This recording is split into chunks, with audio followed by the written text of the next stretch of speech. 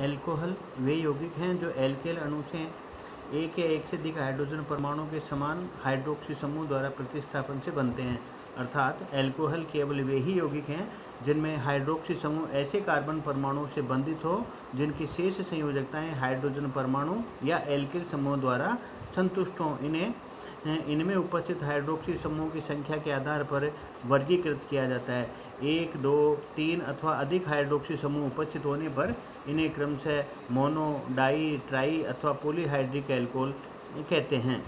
Die, try तथा polyhydric alcohol में hydroxy समूह पृथक पृथक कार्बन परमाणुओं पर उपस्थित होते हैं। एक ही कार्बन परमाणु पर 2 या अधिक हाइड्रोक्सी समूह उपस्थित होने पर यौगिक अस्थायी हो जाता है। मोनोहाइड्रिक एल्कोहल एल्केन के हाइड्रोक्सी व्युत्पन्न हैं जिनमें एल्केन से एक हाइड्रोजन परमाणु को हाइड्रोक्सी समूह द्वारा प्रतिस्थापित किया जाता है। इन्हें जल का व्युत्पन्न भी माना जाता है जिनमें जल का एक हाइड्रोजन परमाणु एक एल्किल समूह द्वारा प्रतिस्थापित किया जाता है। इनका सामान्य सूत्र CnH2n+2O है जहाँ n number of carbon atoms हैं। चूँकि एल्कोहल में हाइड्रोक्सी समूह क्रियात्मक समूह है इसलिए इनका सामान्य सूत्र CnH2n+1OH अथवा ROH लिखा जाता है जहाँ R कोई एल्किल समूह है। मोनोहाइड्रिक एल्कोहल को प्राथमिक, द्वितीयक एवं तृतीयक एल्कोहल में वर्गीकृत किया जाता है। जब हाइड्रोक्सी समूह प्राथमिक कार्बन परमाणु पर उपस्थित हो तो प्राथमिक एल्कोहल, जब द्वितीयक परमाणु पर उपस्थित हो तो द्वितीयक एल्कोहल और जब तृतीय कार्बन परमाणु से संलग्न हो तो तृतीयक एल्कोहल कहलाता है। इनका दूसरा क्लासिफिकेशन, एल्कोहल के क्लासिफिकेशन की बात करें तो एल्कोहल 2 अलग अलग तरीक़ों से क्लासीफाई किया जा सकता है। नंबर ऑफ हाइड्रोक्सिल ग्रुप्स के आधार पर इनको बताया जा सकता है। यदि एक हाइड्रोक्सी समूह उसमें उपस्थित हो तो मोनोहाइड्रिक एल्कोहल, जब 2 हाइड्रोक्सी समूह उपस्थित हो तो डाईहाइड्रिक एल्कोहल, जब 3 हाइड्रोक्सी समूह उपस्थित हों तो ट्राईहाइड्रिक एल्कोहल, और जब बहुत सारे उसमें OH समूह उपस्थित हो तो उसको पॉलीहाइड्रिक एल्कोहल कहते हैं। मोनोहाइड्रिक एल्कोहल के सामान्य उदाहरण मीथेनॉल, इथेनॉल, प्रोपेनॉल आदि हैं।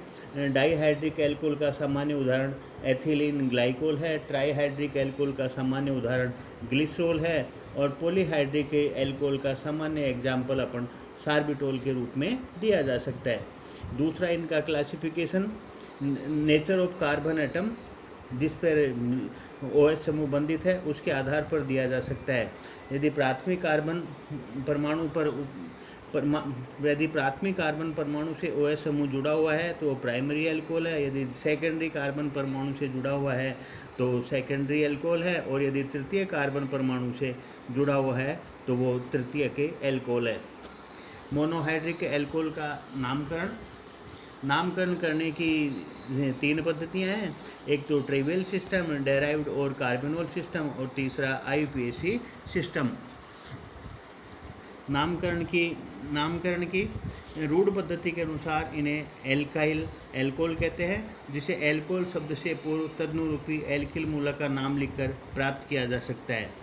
जैसे CH3OH methyl alcohol, C2H5OH ethyl alcohol, CH3CH2CH2H N propyl alcohol और आइसोप्रोपाइल एल्कोहल आदि।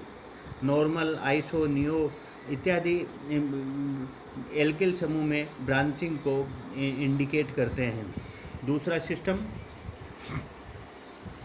सिस्टम इनका डेराइव्ड और कार्बोनोल सिस्टम है। इस सिस्टम में एल्कोहल को मेथिल एल्कोहल का व्युत्पन्न मानते हैं जिसे कार्बोनोल कहते हैं।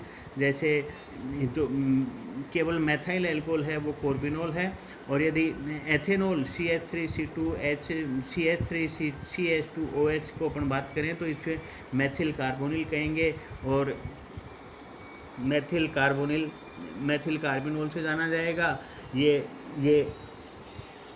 ये डाईमिथाइल कार्बोनोल है।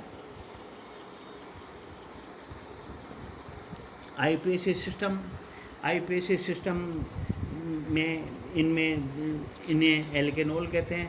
उस लंबी से लंबी श्रृंखला का चयन करते हैं जिसमें OH समूह उपस्थित होता है। श्रृंखला का अंकन उस सिरे से करते हैं जिससे कि OH समूह वाले कार्बन परमाणु को न्यूनतम संख्या मिले।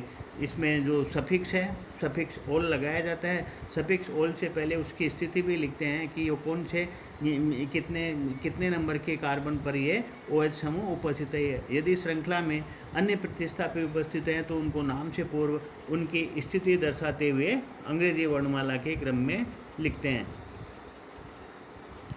ये इनका जैसे नाम दिया, ये मेथेनॉल 2 कार्बन, एथेनॉल, ये प्रोपेनॉल, ये 2 प्रोपेनॉल। इस प्रकार से इनका नामकरण IUPAC सिस्टम से किया जाता है। इनका